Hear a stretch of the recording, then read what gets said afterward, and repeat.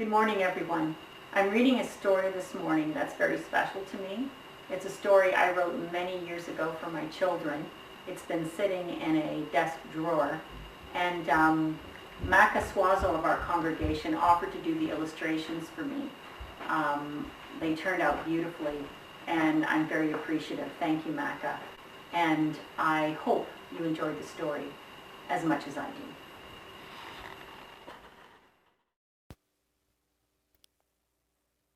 Once upon a time, in a beautiful and bountiful kingdom of plenty, ruled King Edward. He looked out onto his kingdom and admired its beauty. The farms were covered with vegetable crops as far as the eye could see. Green broccoli, orange carrots, purple eggplant, and luscious red tomatoes spotted the countryside, creating a colorful patchwork that awakened the senses and stirred the stomach.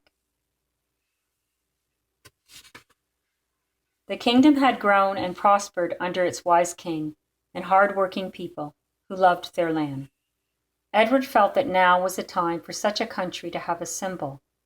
It was clear to the king that the symbol would have to be a vegetable. But which one?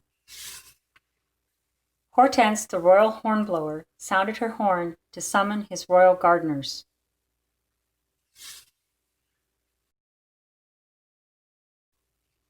Which vegetable is most worthy of such an honor? King Edward asked.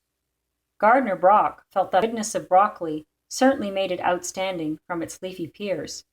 King Edward was always recommending that his people eat plenty of broccoli.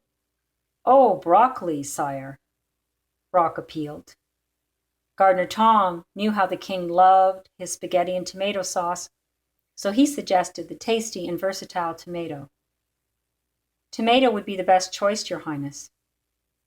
Gardener Carol was certain that her crisp carrots, that reliable root crop, were by far the most deserving. She also knew that carrot cake was the king's favorite.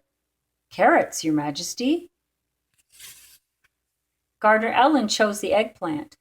Both its regal color and appearance made it the logical choice to represent our kingdom, Your Highness. The king was unsure how he would make such an important decision. Let's have the vegetables decide for us, said the royal gardeners. We'll plant only one crop each season for the next 4 seasons, and the vegetable which produces the most bountiful crop shall become the symbol of the kingdom of plenty. An excellent idea, agreed the king. Yet Gardener Polly did not like this idea. But sire, vegetables, like people, are not meant to be alone, she said. Nonsense. They are only vegetables after all, affirmed the king. My royal gardeners will look after things. Hortense sounded her huge horn. Let us begin next spring with broccoli, announced the king. Gardener Polly refused to be part of the royal plan. She loaded her gardener's cart and set off for an uninhabited valley on the edge of the kingdom, where she could continue to garden as she always had. The king was sad to see her go. Some people don't handle progress very well, he thought. With no tomatoes, carrots, or eggplants in the coming year, the garden bugs and small animals that fed on those vegetables hitched a ride on Polly's cart. At least they might find more food, especially juicy worms, in her garden.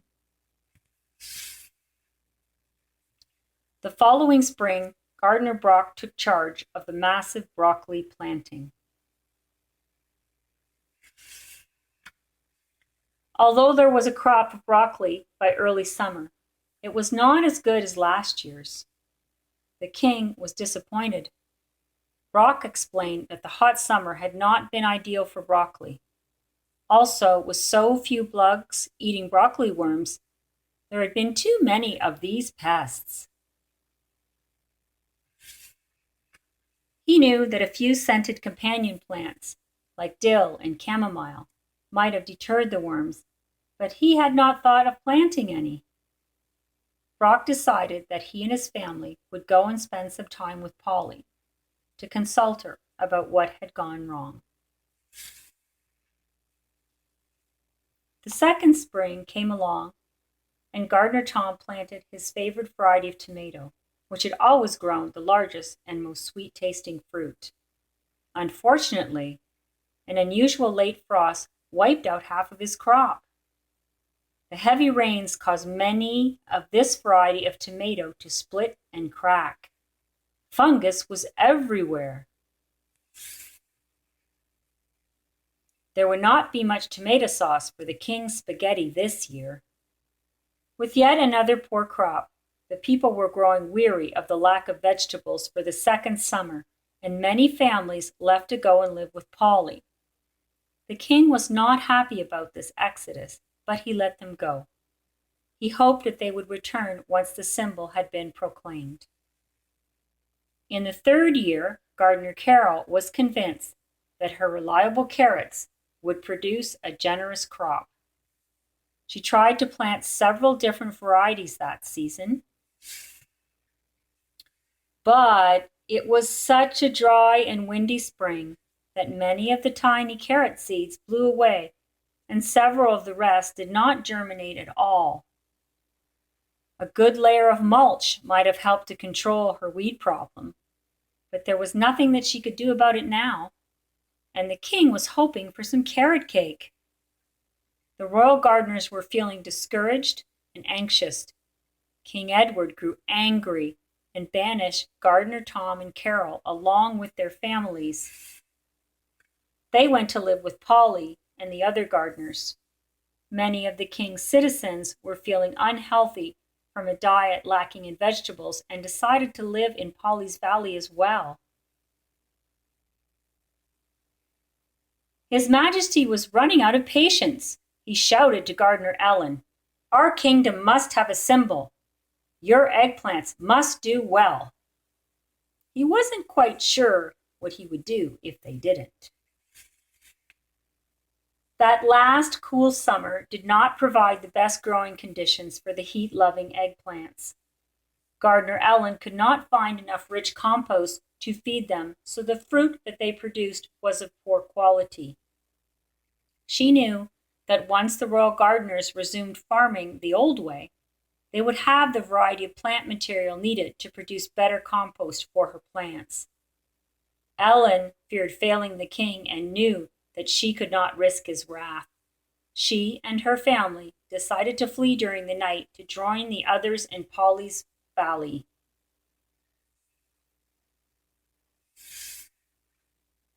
"That is enough," cried the king. Hortense blew her horn to assemble the royal army for the first time in the history of the kingdom. "We will go to Polly's settlement to bring back all the royal gardeners and force them to try again. The kingdom of plenty must have a symbol." The king and his army marched forth until they came to the top of the hill overlooking the new community. He looked down and admired its beauty. The farms danced with colorful vegetable crops throughout the valley. Green broccoli, orange carrots, purple eggplant, and luscious red tomatoes created a fruitful scene that inspired the senses and tempted the palate. King Edward was reminded of how his kingdom used to be. The king and his army descended into the valley as the royal horn was blown to announce their arrival. The gardeners were afraid that they would be punished for the failure of the crops and forced to return. As the king's chariot passed row after row of bountiful vegetable crops, the gardeners began to throw them to their king as an offering. Before long, Hortense's horn was overflowing with vegetables that had flourished in the valley. Feeling his folly, the king spoke to his people. "I have been very unwise. Our kingdom was prosperous because of its variety of crops and its dedicated people. We have found a symbol, the horn of plenty. The monarch invited his royal gardeners to return home with him to rebuild the bounty of their kingdom. Polly was made chief royal gardener, and she made sure that every plant had its place in the new royal gardens. The next growing season brought health and happiness back to the land and its people. The new royal flag, with its colorful symbol, was flown over the castle. The king sat down to his favorite meal, vegetable soup, horn of plenty style. The end.